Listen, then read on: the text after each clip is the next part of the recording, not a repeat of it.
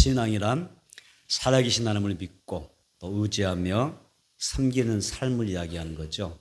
따서 봅시다. 하나님을 믿고 의지하며 섬기는 삶이다. 신앙이란 무엇인가 라고 할 때 살아계신 하나님을 믿고 의지하며 섬기는 삶이다, 이렇게 말할 수가 있어요. 또 신앙이 뭐냐? 예수님의 생애와 그 사역을 본받아 우리가 실천하면서 하나님의 영광을 위하여 살아가는 삶을 이야기하는 것입니다. 요한 웨슬리라는 사람이 있죠. 요한 웨슬리가 있는데, 요한 웨슬리는 하나님을 믿는 믿음을 이렇게 정의했습니다. 그래서 하나님을 믿는 그 믿음을 어떻게 표현했냐면 지적인 동의다, 이렇게 이야기합니다. 지적인 동의, 이렇게 이야기했어요. 믿음이 뭐냐? 나의 지적인 동의다, 이렇게 이야기합니다. 그래서 하나님의 존재를 시인하고 또 인정하면 내가 이 죄와 사탄과 죽음을 두려워하지 않습니다. 하나님의 존재를 믿는 사람들은 죄를 미워하지 두려워하지 않냐고, 사탄을 두려워하지 않냐고, 죽음을 두려워하지 않는 삶을 살게 된다. 그리고 하나님과 동의하는 그 믿음의 삶을 살다가 주님이 부르셨을 때에 천국에 들어간다고 하는 그런 소망 가운데 살아가는 것이다, 이렇게 이야기했어요.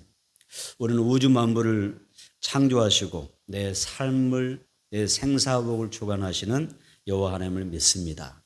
또 전능하신 하나님은 나의 모든 삶의 문제를 다 해결해 주시는, 단번에 해결해 주시는 그런 능력의 하나님 되심을 믿습니다. 오늘 우리에게 그런 믿음이 생겨나야 되겠죠. 발동돼야 될 것입니다. 신앙이란 무엇이냐? 그래서 우리가 말씀에 순종하는 동사가 필요하고, 동사는 하나로 그러니까 행함을 이야기하잖아요. 행동하는 것을 이야기하는데, 말씀에 순종하는 동사와 또 하나님 앞에 받은 그 은혜, 그 사랑, 그 구원을 따라서 감사하는 거예요. 감사하고 찬양하고 내 받은 은혜를 표현하는 거죠. 간증하고 자랑하면서 예수를 자랑하며 살아가는 형용사다, 이렇게 말할 수가 있어요. 신앙은 나라고 하는 주어와 또 믿음으로 행하는, 순종하는 동사가 필요하고, 표현하는, 나타내는 그런 형용사가 필요하다, 이렇게 말할 수가 있습니다. 오늘 여러분의 신앙이 동사와 형용사가 가득 넘쳐나는 그런 복된 삶이 있어지기를 축복합니다. 첫 번째 따라서입니다. 신앙은 동사가 반드시 필요하다. 좀 다르게 표현해 보는 것이죠. 신앙은 반드시 동사가 필요하다. 여러분, 교회가 왜 존재할까요? 교회가 이 땅에 왜 존재할까요? 무엇을 위하여 교회는 이 땅에 존재하고 있는 것일까요? 교회는 하나님을 예배드리는 것입니다. 구원받은 사람들이 함께 모여서 예배드리는 것이 바로 교회입니다. 교회가 존재하는 이유입니다. 하나님 앞에 모여서 예배드리기 위해서 교회가 존재한다. 하나님이 가장 기뻐하신 일은 우리가 교회를 나와서 하나님 앞에 예배드리는 것입니다. 이것이 교회가 존재하는 이유입니다. 우리는 예배를 통하여 하나님을 만납니다. 또 우리는 예배를 통하여 내 예배를 기쁘게 받으시는 그 하나님 앞에서 복을 받습니다.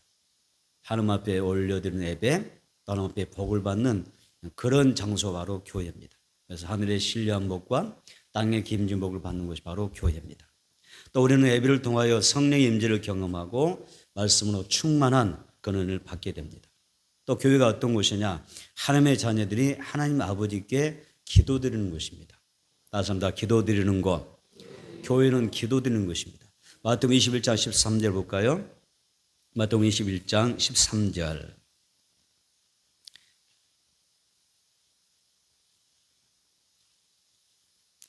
마태복음 21장 13절 같이 읽어봅니다.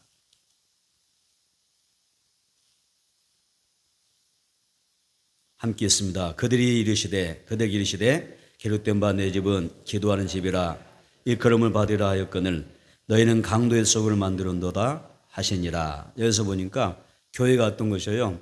내 집은 기도하는 집이라 하셨어요.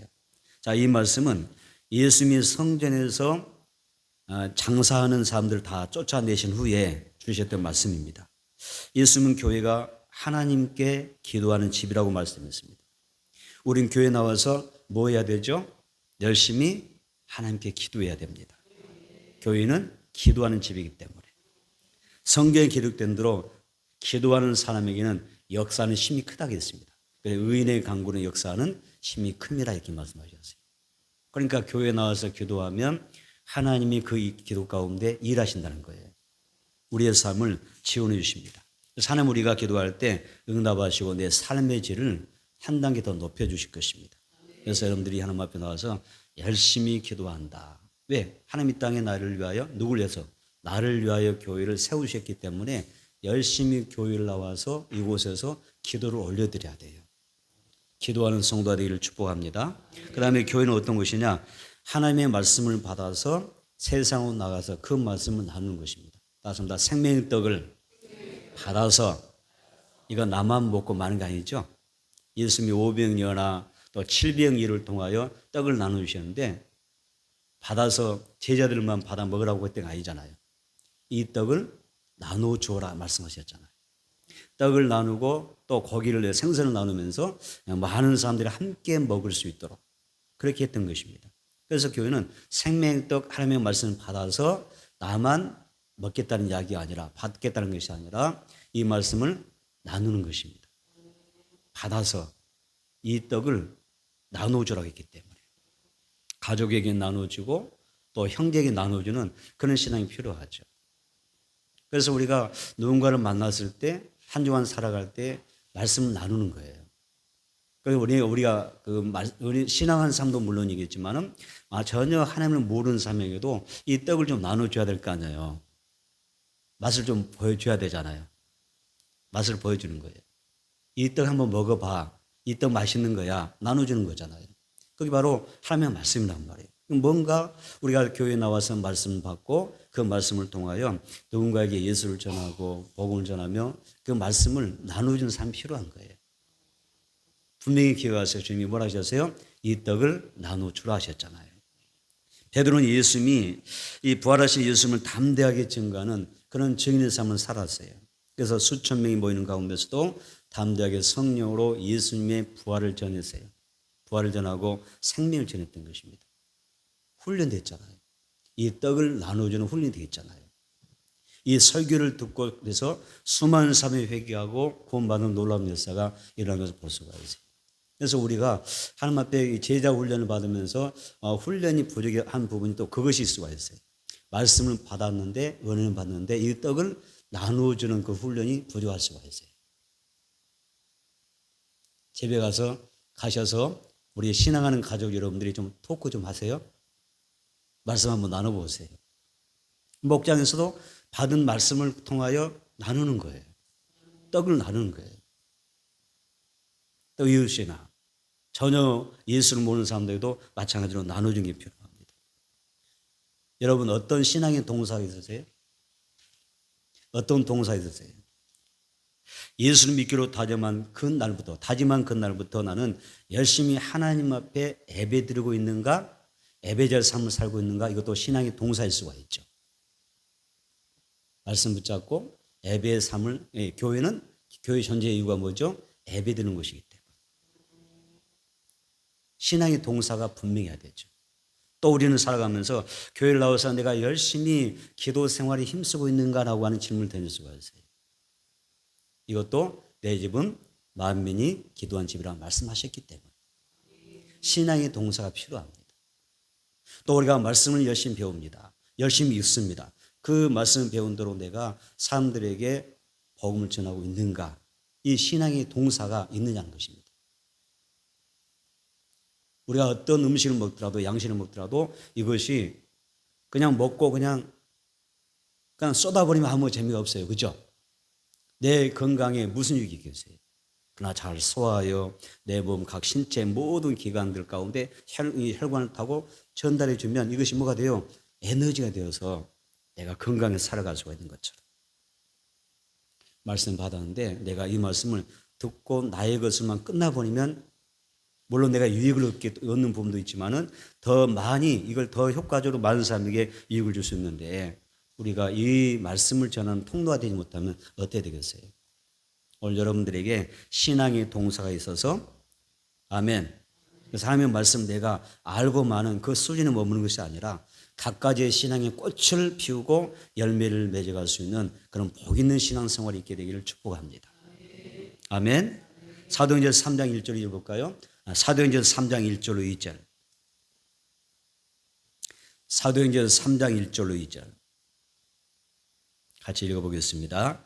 제9시 기도 시간에 베드로와 요한이 성전에 올라가서 나면서 못 걷게 된 이를 사람들이 메고 오니 이런 성전에 들어가는 사람들에게 구걸하기 위하여 날마다 민문이라는 성전문에 두는 자라. 몇 줄 있습니다. 제9시 기도 시간에 누가요? 베드로와 요한이 성전에 올라갈세라고 했습니다. 여러분 제9시 기도 시간은 우리 시간은 어느 때죠?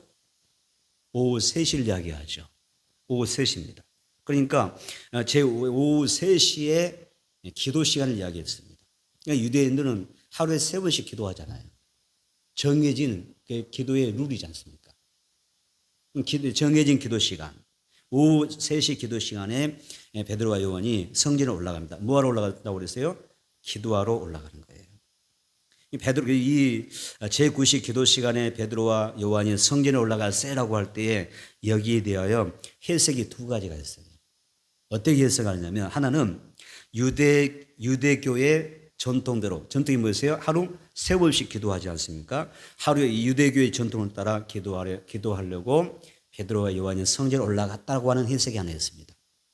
또 다른 성경 해석이 하나 있는데 초대교회는 언제나 기도하는 일에 힘썼기 때문에 그래서 베드로와 요한이 언제나 힘써서 기도하는 사람으로서 초대교회의 그 기도 신앙을 본받아서 그 신앙의 어떤 규범에 따라서 그들이 기도하기 위해서 성전에 올라갔다 이렇게 해석하기도 합니다. 초대교회는 마가의 다락방에서 기도하다가 성령세를 받았습니다. 그들이 성령세를 받았을 때 오로지 그들은 어떻게 했어요? 오로지 기도하기를 힘쓰니라 이 말씀처럼 그들이 하나님 앞에 그렇게 살았다고 하는 이야기입니다. 그래서 초대교회가 늘 예배하고 늘 모여서 성도들의 교제를 나누고 기도하는 신앙생활에 정말 힘썼다 이렇게 성경 이야기하기도 합니다. 칼뱅이라는 사람이 있습니다. 이 칼뱅이라는 사람이 이 본문의 말씀을 가지고 이 구절을 가지고 이렇게 질문을 던졌습니다. 왜 베드로와 요한이 3시 기도 시간에 그 성전에 올라갔을까? 이 질문을 던집니다. 그러면서 이렇게 답을 합니다. 기도 시간에 많은 사람들이 이 오후 3시 시간에 기도하러 성전에 올라가고 있었기 때문에 늘 성전에 모였기 때문에 많은 사람이 모이는 그 가운데에서 기도하러 올라가는 그 사람들 앞에서 복음을 전하기 위하여 이 베드로와 요한이 성전에 올라갔다라고 해석을 합니다. 좀 다르게 또 표현되죠. 많은 사람이 기도하러 이 오후 3시에 기도하러 올라갔기 때문에 모이는 그 시간을 이용하여 복음 전하려고 올라갔다 이렇게 표현하기도 합니다. 어떤 내용을 우리가 받아들이도 상관없는 것이지만 우리는 분명한 것은 이것입니다. 신앙은 가만히 있는 것이 아닙니다. 신앙은 가만히 앉아 있는 것이 아니다. 신앙은 움직인다. 신앙은 행동한다. 신앙은 동사라는 것입니다. 신앙은 가만히 앉아 있는 게 아니다. 내가 알고 있는 것, 깨달은 것, 어떤 그 신앙의 지식에 머물러서 가만히 앉아 있는 것이 아니라 가만히 그냥 활동하지 않고 가만히 있는 게 아니라 뭔가 신앙은 움직인다는 거예요. 꿈틀거린다. 행동하는 것을 의미하는 것입니다. 그래서 신앙은 행동하는 것이다. 그래서 우리가 구체적으로 신앙은 주의를 하는 것이다. 이렇게 말합니다. 우리 모두에게 신앙의 동사가 있어지기를 축복합니다. 할렐루야. 내가 예수 믿는 그 믿음 때문에 움직이는 행동하는 그 다음 단계 동사가 필요하다는 것입니다. 두 번째는 따스합니다. 신앙은 하나님의 은혜를 나누어주는 동사가 필요하다. 아멘. 자, 베드로는 생명뜻 대신 예수님을 치료자이신 예수를 나누어주는 일에 힘썼어요. 예수를 나눈단 말이에요. 받은 은혜를 나눈다고 하는 것입니다. 베드로와 요한이 성전 민문 앞에서 한 사람을 만났습니다. 그 사람이 누구죠? 사도행전 3장 2절을 읽어봅니다. 사도행전 3장 2절 읽어보겠습니다. 시작. 나면서 못 걷게 된 이를 사람들이 메고 오니 이는 성전에 들어가는 사람들에게 구걸하기 위하여 날마다 민문이라는 성전문에 두는 자라. 몇 줄. 나면서 못 걷게 된 이를 못 걷게 된 사람. 안진뱅이 일이었습니다. 이 사람은 다른 성경에서는 40년의 세월을 했습니다. 나이 40이 되도록 걷지 못한 사람입니다. 태어나면서부터. 그래서 나이가 40이 되도록 단 한 번도 제 발로 걸어보지 못한 사람이었습니다. 그런데 이 사람 어땠어요? 이 사람을 사람들이 메어다가 어땠어요? 메우자 사람들의 메고 오니 성전 미문에 두었다 이렇게 이야기합니다. 이 오늘상으로는 이런 내용이었습니다. 이런 내용인데, 자, 매일같이 메고 와서 성전 미문에 두었다 이렇게 표현합니다. 한 번만 이 성전 미문에 메고 온 게 아니라 매일같이 날마다 이 안전벨을 성전 미문에 옮겨 놓은 사람들이 있습니다. 그래서 누군가가 사람들이 그 사람을 메어다가 성전 미문에 앉혀놓으면 그 사람이 그때 성전에 들어가는 사람들을 바라보면서 구걸했던 거예요. 먹고 살기 위하여 생계수단으로 구걸하며 살았습니다. 여러분, 안전뱅이로 메고 온 사람이 누굴까요? 여러분들 생각해보세요. 안전뱅이를 날마다 메어다가 성전 미문에 적어도 거기에 옮겨 놓을 수 있는 사람이 누구라고 생각하세요? 누굴까요? 가족이랍니다. 가족. 그리고 가장 가까운 사람들이겠죠. 아끼는 사람들이겠죠. 우리 주변에 너무나 많은 사람 누가 있어요? 안전뱅이가 되신 분이 있다는 이야기죠. 하나님의 성전을 찾을 수가 없고 하나님을 만나기 위하여 나올 수 없는, 스스로 제 발로 나올 수 없는 그런 영적 안전뱅이가 많다는 거죠.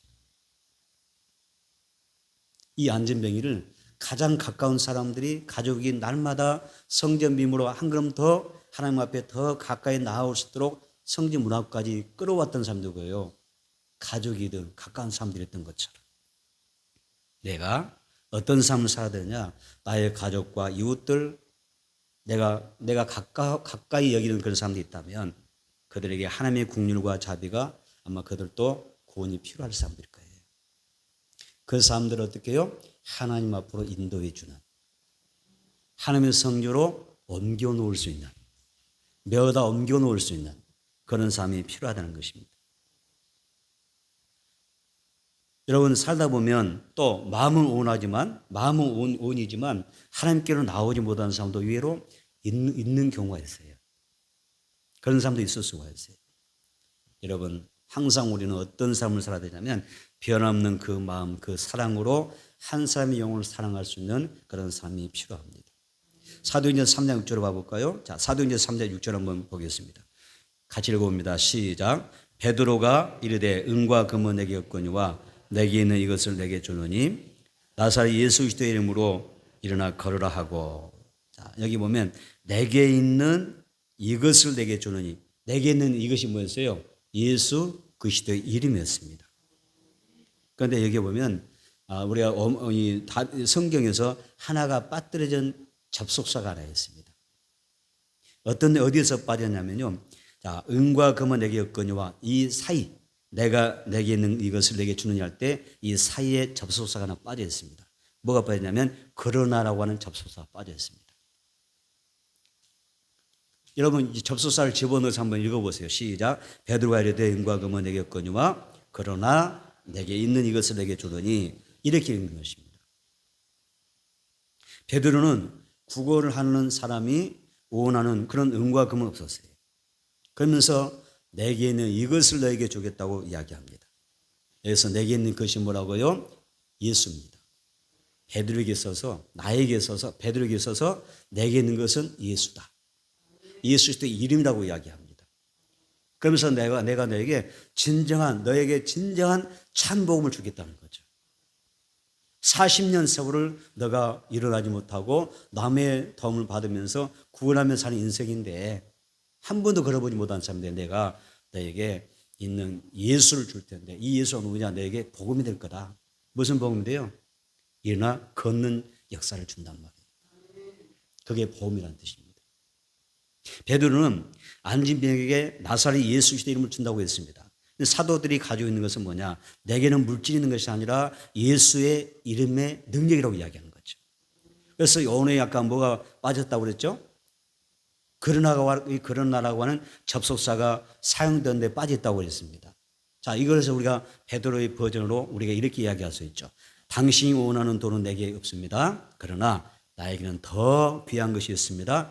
그것은 바로 예수 그리스도입니다. 내가 이 예수를 당신에게 주겠습니다. 이렇게 이야기한 것입니다. 메클라 레니난 사람이 이 구절에 대하여 이 신앙, 베드로의 신앙은 어떤 신앙이냐? 베드로의 신앙은 우리는 많이 그 베드로의 신앙에 대해서 많이 배우잖아요. 베드로의 신앙 고백, 너희 사람들이 나를 누구라고 하더냐? 그랬더니 베드로가 뭐라고 그러죠? 주는 그리스도시요 살아계신 하나님의 아들이십니다. 이렇게 고백했잖아요. 베드로의 신앙 고백이 많아요.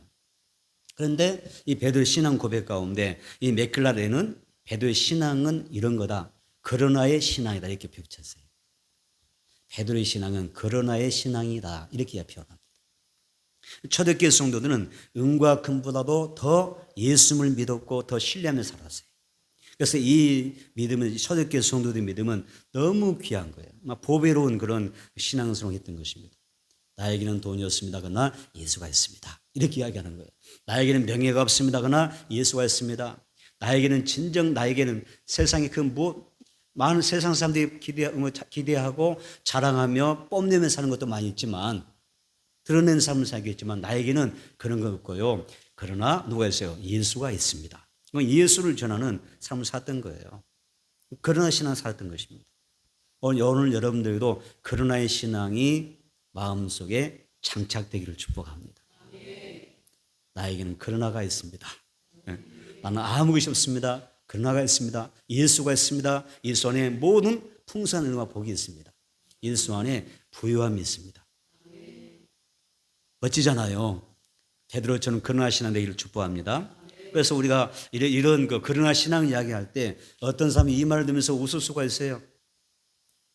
그러나가 뭔데? 우리가 이렇게 말할 수가 있어요. 그런데 예수 믿는 사람은, 여러분, 이 예수라고 하는 이름은 우리에게 큰 확신과 믿음이고 나에게 큰 자랑거리가 됩니다. 믿음의 사람에게는 재물이 있고 없고가 문제가 아니고 재물 내가 많으냐 적으냐에 그것이 중요하지 않습니다. 우리에게 더 중요한 것은 내 안에 예수가 있느냐 없느냐가 중요한 것입니다. 예수로 충만하기를 축복합니다. 그래서 우리는 예수 안에서 얼마든지 그 예수 이름 안에서 삶의 기적이나 풍요가 약속되어 있기 때문에 날마다 예수 이름으로 승리하기를 축복합니다. 예수 이름으로 기도하셔서 하나님 앞에 큰 은혜와 복을 받게 되기를 바랍니다. 사도행전 3장 7절입니다. 사도행전 3장 7절 봅니다. 시작. 오른손을 잡아 일으키니 발과 발목이 곧 힘으로 얻고, 미쳤습니다. 발과 발목이 곧 힘을 얻었다. 여러분 놀랍지 않습니까? 40년 세월 한 번도 걸어보지 못한 사람이 예수 이름을 주니까, 그러나 내게는 예수를 주었더니 여러분 힘을 얻지 않습니까? 베드로가 나면서부터 걷지 못한 사람의 오른손을 잡아 일으켰습니다. 그러자 예수의 이름의 그 능력이, 성령의 권능이 베드로의 손을 통하여 어떻게 돼요? 그 사람의 발과 발목에 전달이 되는 거예요. 힘이 전달되는 것입니다. 베드로의 손은 그 순간 누구의 손이 돼요? 하나님의 능력의 손, 예수의 손이 되는 것입니다. 그래서 나면서 걷지 못했던 사람이 예수의 이름으로 베드로가 손을 다 잡고 일으키니까 발과 발목에 힘을 얻게 되고 또 걷게 된 역사가 있었습니다. 이것은 기적이고요. 구약 성경의 예언의 말씀이 성취되는 부분입니다. 자, 이 말씀에서 사도행전 3장 7절 말씀, 구약의 어떤 말씀이 예언으로 성취된 것일까요? 이사야 35장 6절 봐보세요. 이사야 35장 6절입니다.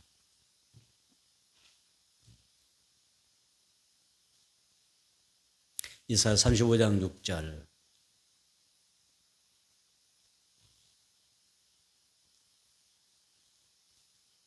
같이 읽습니다. 시작. 그때 저는 자는 사슴같이 뛸 것이며 말 못한 자의 혀는 노래하리니 이는 광야에서 물이 솟겠고 사막에서 시내가 흐를 것입니다. 아멘. 저는 자들이 사슴같이 뛸 것이다. 예언의 성취를 이야기한 것입니다. 나면서부터 걷지 못한 사람은 하나님의 능조로 고침받고 삶이 치유되잖아요. 영적 치유를 얻게 됩니다. 어떤 어려운 상황을 만나게 되면 보통 사람들은 뭐라고 이야기하죠? 이것이 나의 한계다. 여기까지인가 보다. 이런 말을 많이 하지 않습니까? 그래서 절망하고 또 낙담하고 포기할 때가 많습니다. 그러나 이 안진뱅이를 보세요. 안진뱅이 계시는 예수 그리스도의 그 능력 이름 앞에서는 어때요? 다 회복하잖아요. 여러분 예수 이름으로 담대하게 설게 되기를 축복합니다. 그래서 나는 안 된다. 여기까지인가 보다. 힘들다. 어렵다. 이런 포기가 어떤 나도 모르게 절망하고 낙심하고 포기하려고 하는 그 순간에 우리가 누구의 이름을 불러야 되죠? 예수 이름을 부르는 거예요. 예수 이름으로 나는 일어서리라. 보험성가 예수의 이름으로 나는 일어서리라. 그 찬양하는 것처럼. 이 찬양도 그냥 우리가 그냥 부르는 그런 찬양이 아니라 좀 살아있는 생명에 있는 곡조 있는 기도가 되어서 힘들고 어려울 때 예수 이름으로 나는 일어서리라 선포하며 나가게 되면 하나님께서 일하시지 않겠습니까? 예수 이름으로 일어나 서서 걷고 뛰는 역사가 있게 되기를 바랍니다. 베드로는 예수 이름으로 일어나 걸으라는 신앙의 동사를 가지고 있었습니다. 말하잖아요. 나만 하는 게 아니잖아요. 예수 일어나 걸으라. 내가 예수 너에게 줄 테니까 일어나 걸으라 이렇게 선포하지 않습니까? 안진뱅이도요. 베드로가 손을 잡아줬을 때 그 손을 붙잡고 일어서는 신앙의 동사가 있었어요. 믿음으로 행하지 않습니까? 안진뱅이 보세요. 베드로가 예수 일어나 걸으라 손을 잡아 일으키니까 그가 거부하지 않습니다. 안 됩니다. 할 수 없습니다. 나는 40년 세월 나는 나이 지금 40 되도록 태어날 때부터 지금까지 나는 한 번도 걸어보지 못했습니다. 그런데 내가 어떻게 당신 나에게 와서 일어나 걸으라고 한다고 해서 내가 걸을 수 있겠습니까? 이렇게 말할 수도 있잖아요.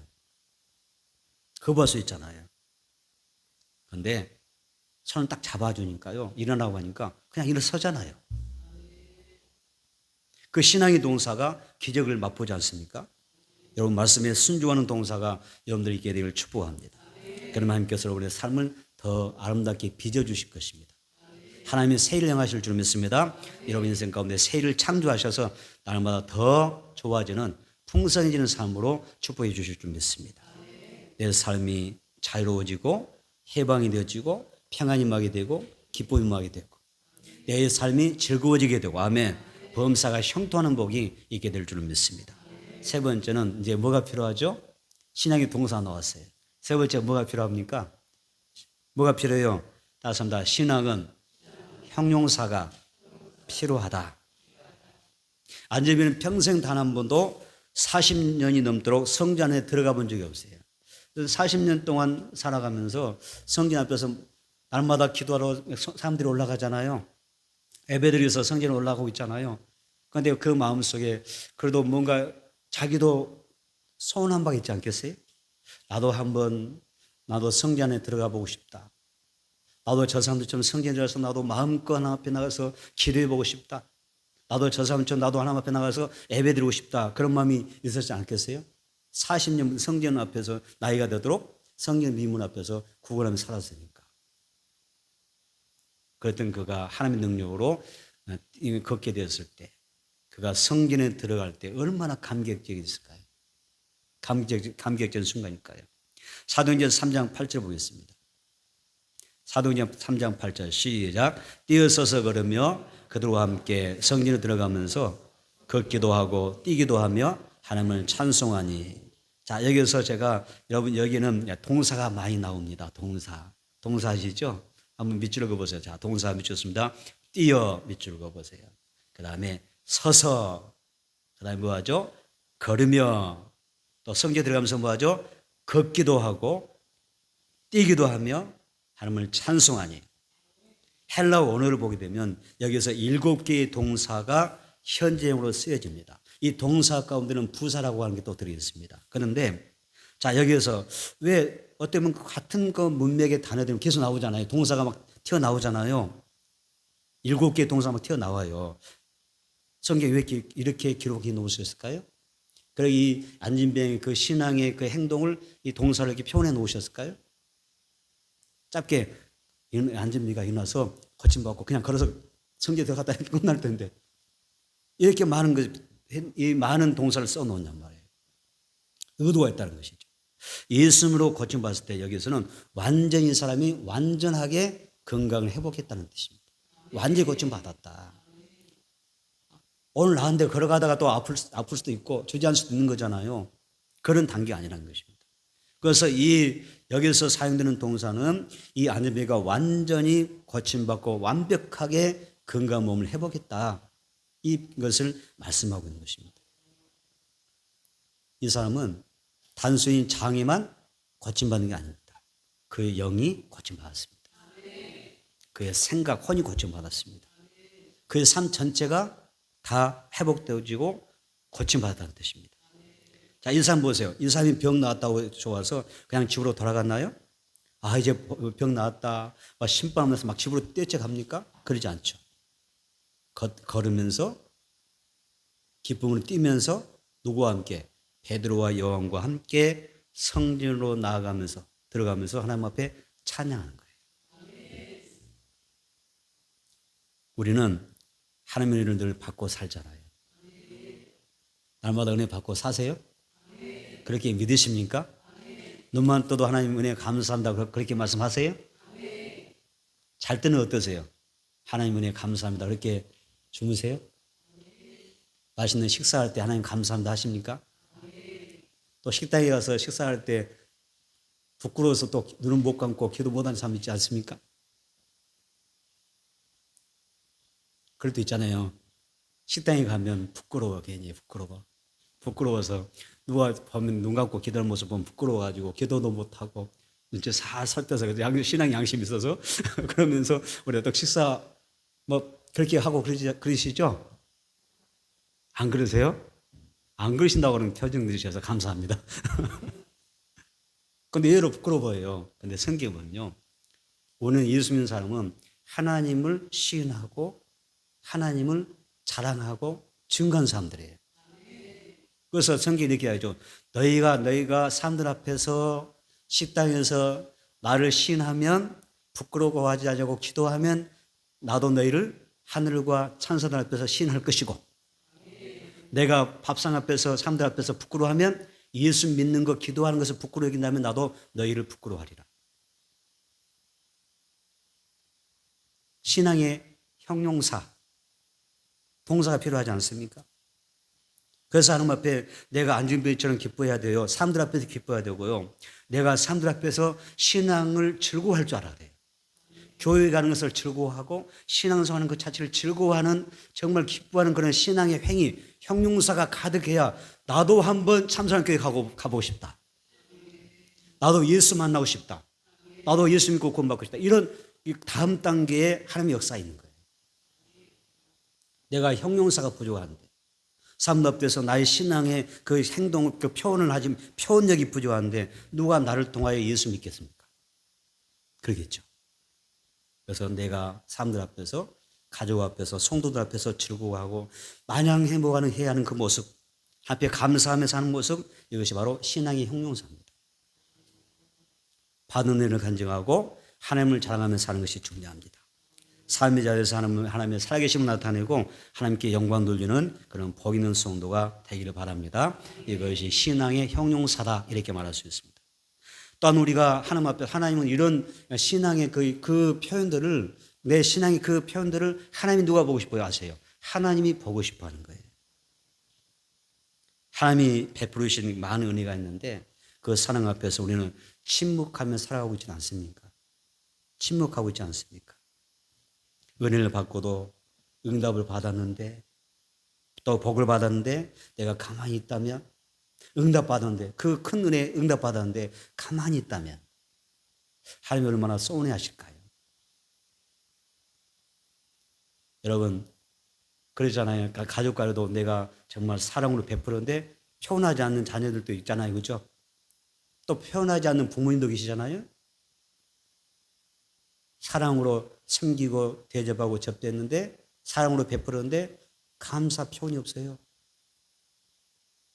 즐거워하는 표현이 없어요. 무뚝뚝하게 가만히 앉아있으면 들으면서도 마음이 기쁠까요? 그렇잖아요. 하나님 내게 베풀으신 은혜 앞에서 표현하는 것입니다. 그래 하나님이 영광 받으시고 하나님이 더 큰 은혜와 복을 우리에게 주실 줄 믿습니다. 누군가에게 하나님의 사랑을 말할 때, 여러분 간증할 때, 그래서 지옥 갈 사람이 예수 믿고 구원받게 되는 것입니다.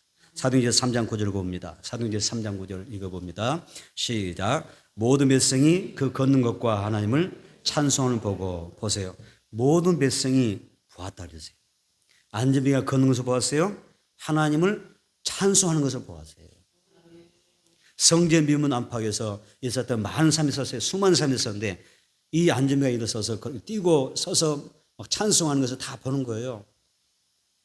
그 반응을 보면서 그 반응이 10절에 나옵니다. 읽어봅니다. 시작. 그가 본래 성전 미문에 앉아 구걸하던 사람인 줄 알고 그에게 난 일로 인하여 심히 놀랍게 여기며 놀라니라. 하나님께 영광 돌리는 거예요.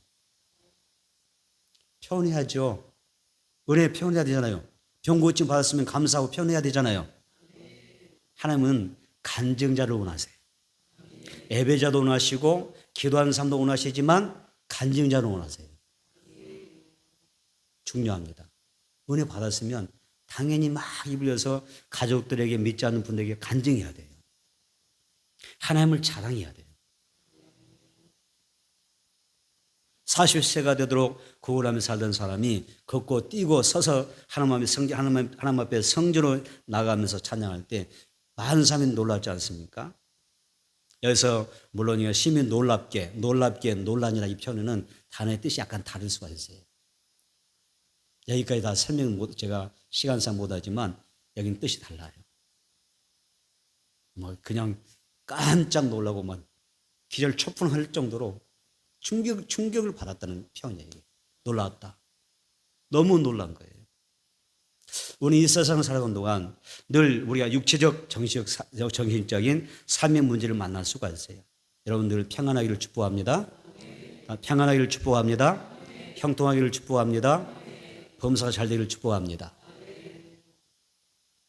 그랬으면 좋겠어요. 그런데 우리가 가끔은 어려움이 생기잖아요. 그 어려움이 생겼을 때에 여러분 꼭 기억하세요. 내 삶의 해답은 오직 예수 그리스도 한 분뿐입니다. 예수 그리스도 이름이 여러분들을 살릴 것입니다. 그리고 베드로와 요한이 예수 그리스도 이름으로 절망하고 좌절한 가운데 살아가는 그 안전을 일으켰듯이 내가 그 예수 이름을 선포하고 내 자신과 내 삶을, 내 환경을 고쳐나가야 됩니다. 주저앉지 마세요.